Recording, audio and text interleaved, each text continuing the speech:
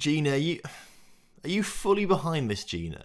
Like, actually with this? Yeah, I think it's a great idea. I don't know, I just can't really see it happening or being a thing. I mean, he's a bit aggressive, isn't he? And a bit daunting. He has his moments, but he's a tender and nurturing soul at heart. I mean, people always have said you're a better judge of character than me.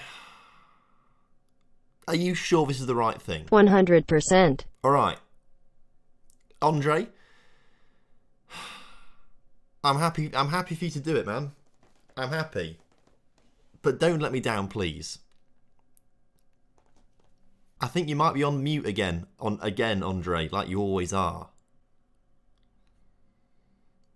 Also, are you at like a kid's birthday party? Is this you trying to tell me that you can work well with youngsters or something? Okay, don't say anything. It's fine. I trust you. You can come into the club. It's fine.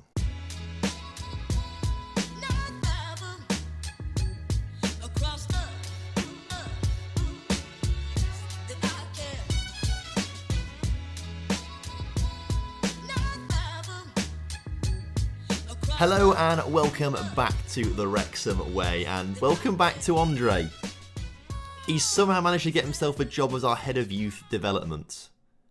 I'll be honest, I'm terrified. I don't quite...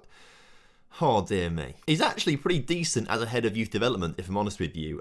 He's got pretty decent, judging player ability and potential, working with youngsters. His mentors are pretty good. His coaching is a bit terrible, I'll be honest. Like, his coaching could be a lot higher. I'd like it to be a lot higher, but I guess he's only 27. He's not quite perfect yet. But Andre's here, everyone. In the game. Okay.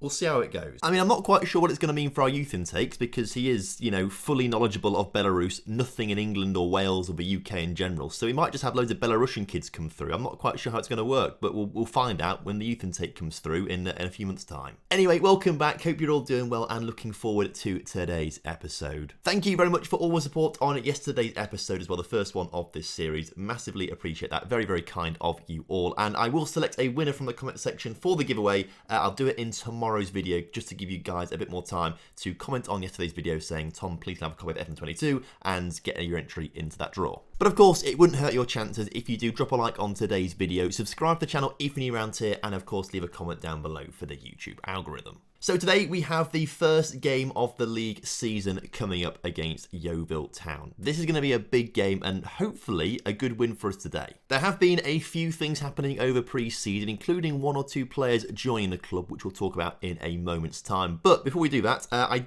completely forgot to address it yesterday. The skin that I'm using right now. I basically recorded yesterday's video twice because I wasn't happy with it the first time around. So I recorded it a second time, forgot to talk about the skin in it, obviously. But I'm using an adapted version of TCS from FM21. I think there might be a TCS coming out for FM22. This is maybe not quite the most optimal version of it. It does glitch out a little bit for me every now and again. But I will put a little link to it down in the description below. I just love the skin. I think it's such a nice skin. I'll be honest, I think the backgrounds are a little bit too harsh, like this red up here and the dots down here. You can't see it, it's kind of behind me, to be fair, but they're a little bit harsh. Anyway, let's jump into things. We said we needed to sign a player, and sign a player we did. Jake Garrett has come in on loan for the season from Blackburn Rovers. We're not paying a single penny in wages for him, so it's a fantastic loan deal for us. And he comes in as a ball-winning midfielder, which is exactly what we wanted and needed. So he's only just arrived at the club, won't start the first league game of the season, but do expect him to become a big part of this team soon. And because he came in for absolutely nothing in terms of wages, it made me think, right, do we have any affiliate clubs? The answer is yes. And the answer is also, yes, one of them is Liverpool. I don't know if this is a real link or anything like that, because I was never aware that Wrexham and Liverpool had a link at all. But here we are, potentially being able to get players in on loan from Liverpool, which is crazy. The issue is all of their under-18 team are unavailable for loan, which is rather frustrating. And of the players who are available or listed for loan in the under-23 teams, all of them are not allowed to come to the club because they want them to play with high-quality players. Like this Billy guy can't come to the club. They want to play with high-quality players. So although we've got the link with Liverpool, it's not really providing much use right now for us. Speaking of extra signings, we have signed a couple of scouts to the club as well. Ryan Green you saw last time out, but we've also got in Ronnie Rosenthal and Ben Can as well to come in, just be extra scouts to try and help us out with the team this season. And what they've done is find a couple of players who are available on free transfers. Now, two of them are centre-backs. One you may have heard of, David Wheater, a bit of a legend of the lower league scene in English football. The issue is he's 34, so not going to get any better. But he is still 6'5" with 18 jumping reach and 16 heading, which kind of makes me think, I kind of want to sign him. But the alternative is 22-year-old former Man City youngster Ash Kigbu, who is only 5'11", so not quite 6'5", and his jumping, reaching, heading are not as good, but he has got the ability to get better. Also left-footed, which is quite important as well. You don't often get many left-footed players. Anyway, you might be thinking, Tom, we've got loads of centre-backs who are good anyway. You don't need to sign any. Well, we might do. In a pre-season friendly, our very good friend Ben Tozer, aka the best centre-back at the club, has got himself injured for 2 to 4 months with a hip injury in a friendly in a 2-1 defeat to Crystal Palace. So he's out for a while, our best centre-back. And currently, Aaron Hayden is coming back from an injury. The 24-year-old, he's had an injury over pre-season and hasn't been able to play all that much, and I'm worried he might pick up more injuries. So obviously, if those two go down, we still have Harry Lennon, who's amazing. We still have Reece Hall-Johnson, who is amazing. We've still got some other centre-backs as well. Sean Brisley is very, very good. So, I mean, we can still play 3 at the back comfortably, but it might be an idea to maybe bring one more in for the future, but I'm not too fussed about it right now. One player that I do think I want to bring in is this guy, Ramani Medford Smith, which I'm probably saying all wrong, but he is a former Reading player who plays left wing back, who the scouts found unattached to any club, left Reading at the end of 2020, hasn't had a club since, is a good League 2 player with League 1 potential, and we could bring him in. He does look pretty decent. And we are a little bit weak on that left-hand side. So, it kind of makes sense to me to offer this guy a contract as a regular starter. How about squad player? Let's say that. I mean, the assistant's telling me to go for important. I think if we can go squad, which we can do, he likes that. $1,000 a week, I think, is reasonable. We can afford it. He does want some release fee clauses in there. I'm going to try and remove both of those, as well as all the potential wage rise. Okay, $1,200 a week. We can do that because we've got rid of those wage rise things. But 3-year deal? Suggest? He wants 1.6. How about 1.3 on a 3-year? 1.6, he says. 1.4 on a 3-year. Which he has agreed to. I think that could be a good deal, you know. And if that transfer doesn't work out, we are also working on bringing this guy into the club. Will Kokolo from Middlesbrough, a left wing back who is very, very good, but Sutton United also want him. And of course, Sutton are now in League 2, so I'm thinking he's probably going to go there, if anywhere. So that's a little bit of admin out the way for what's happened. I think we're building a pretty decent team here. I think the addition of that centre mid in Jake Garrett is fantastic, and hopefully he can bring a left back in. That would be really good too. But with injuries to Ben Tozer and Hayden, we do need to get these guys out of the team. Now, we've shown you these guys before last episode because they are 2 of the best players at the club. So I don't think we need to go through these guys again. We know they're good.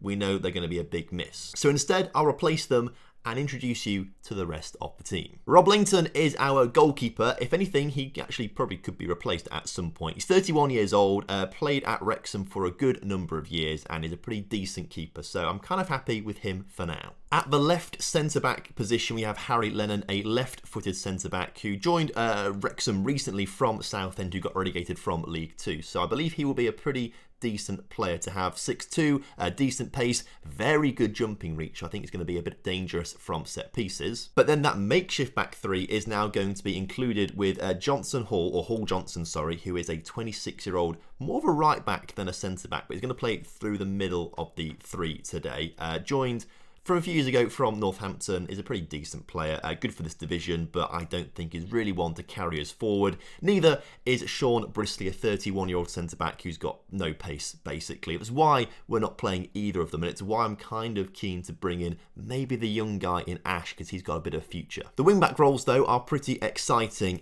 Bryce Hosanna is a really, really pacey, good player on that right-hand side. Supposedly, League 1 level. in the future. Good for National League right now, but potentially League One in the future, which is pretty exciting. So we've got a good player on our hands, and hopefully for a good few seasons as well. On the other side, we have Cameron Green, 22 years old once again, is a leading player for the National League right now, so I'd like to think maybe he could make a step up to League Two next season, but he's not as, I mean, to be fair, he's not as good as Bryce Hosanna. There's quite a big difference between them. So again, I think we do need to bring someone in on this left-hand side to just strengthen it a bit. In the middle, we spoke about James Jones last time, the former Lincoln City player. Very excited to have him at the club to see what he can do. But he is joined by David Jones right now, who is a 36-year-old player, getting on quite a bit. So I'm very keen to rotate him around with Jack Garrett. Is it Jack Garrett? Oh no, Jake Garrett. Jack Garrett's the musician. Jake Garrett from Blackburn. Very happy to rotate these two quickly when Jake gets up to fitness. The attacking midfield is called Luke Young. Now,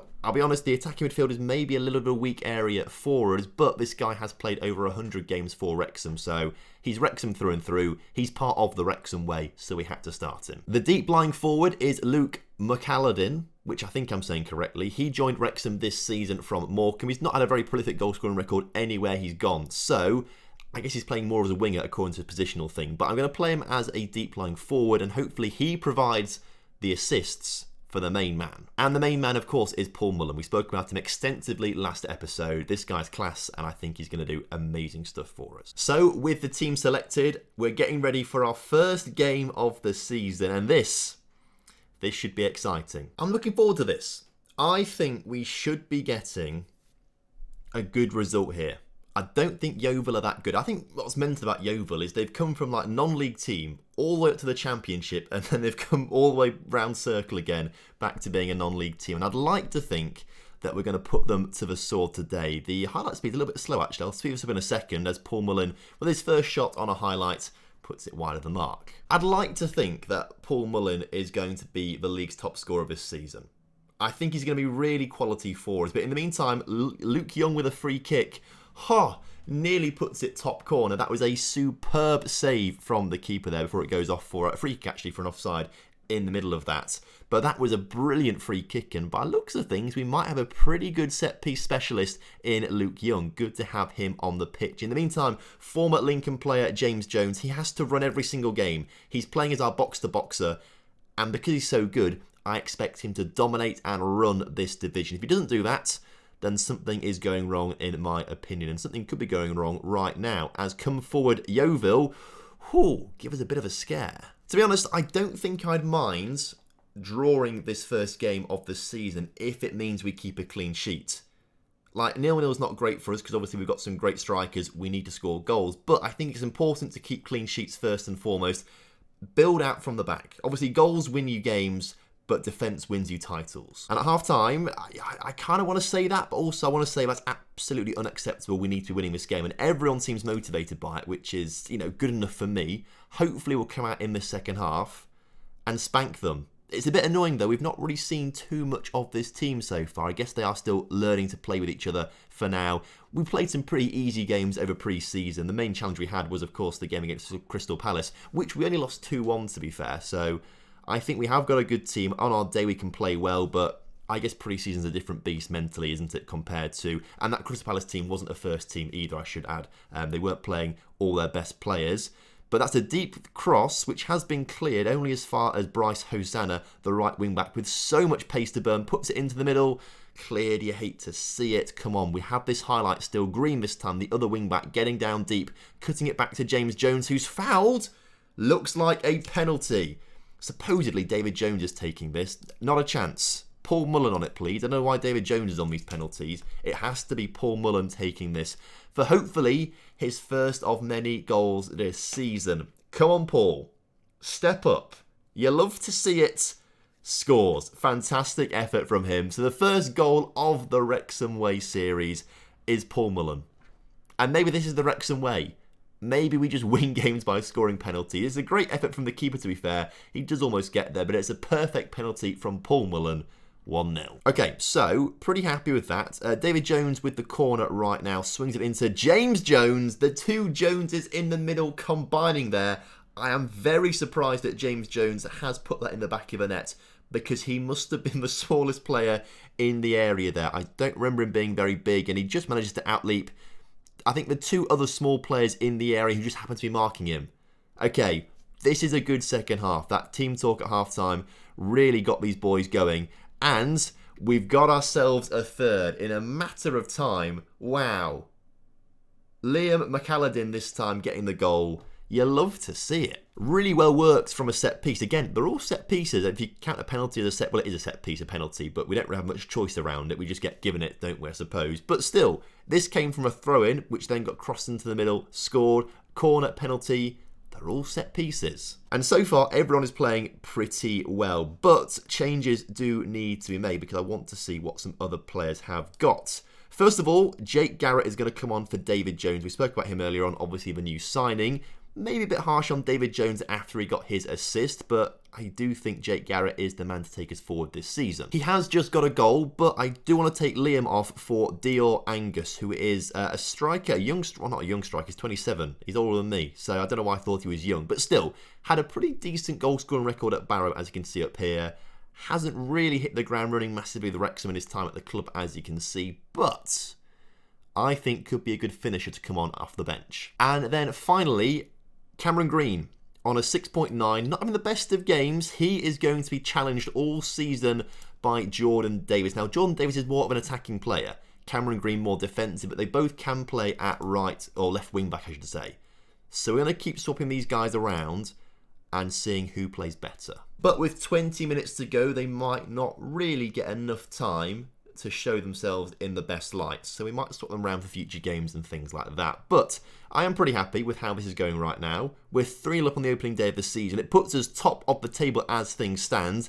Really, you could not ask for more, could you? And if we can get a fourth, this would be even better. As, we nearly do. Dion Angus winning that one at the far post.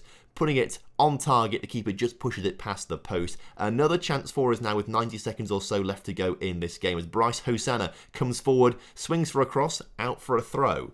Now, this could just be the closing highlights of the game, you know, but I'd like to think we're going to have another goal from a set piece like we did earlier on. Ball into Young is good, fouled, throw in, it's definitely the closing highlight of the game, I think. This one is just going to be seen out now with 30 seconds to go. Hosanna finds Angus, back to Hosanna, who can put a ball into the middle, no one there. Out as far as Davies, who can bring it forward. Can he do anything with it in particular? Into Young, Young back to Lennon. I do think this is just the closing highlights of the game now as Paul Mullen scores a goal. What do I know? 4-0 on the opening day of the season. Mullen with a splendid, I was going to say splendid and beautiful at the same time there. Either way, a very good goal from him. Let's watch it back on the highlight right now. This has been a perfect start to the game. Perfect start to the season. Perfect start to the series.